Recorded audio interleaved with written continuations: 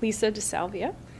I am a research associate in research and development, and I work on the development team specifically.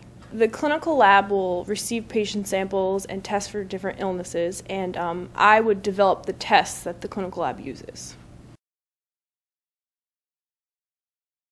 Typical day would be doing a little bit of research on my project in the morning, going into the lab, running different tests, and validating these tests that we work on. After high school, I applied to some colleges, and I ended up going to the College of New Jersey. It was the best fit for me. And I lived on campus for 2 years. I majored in law and justice originally because I wanted to go into forensics, and I talked to my forensics teacher, and he told me depending on what I wanted to do, I should major in a science. So I decided on biology. So it took me 3 more years, so 5 years total, and I had a double major, law and justice and biology. And then I graduated and I started working here.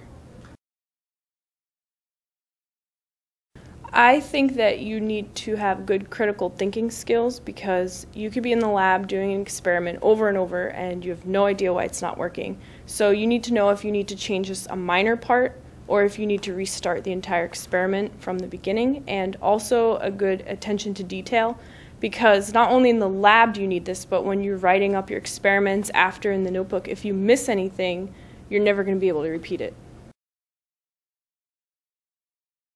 Before I worked here, I worked in banking, and it was very structured and very, you knew what you did every moment of the day. Here, I work in a team, but I have my own projects, so it's a lot more flexible. I can sit at my desk and do research, or I could be in the lab and make my own time and work at my own pace. We work a lot with the clinical team, obviously, because we release the test them, and then if they have any problems, they have to come back and help us, and we confirm. So we work a lot with other teams. When I was in high school, I had a friend, and his older sister worked in a forensics lab, and we used to talk all the time about, her job, and she actually inspired me to get into forensics. So then when I started in college and I had that teacher tell me science would be better, I figured I always had liked biology, so that's why I went that route.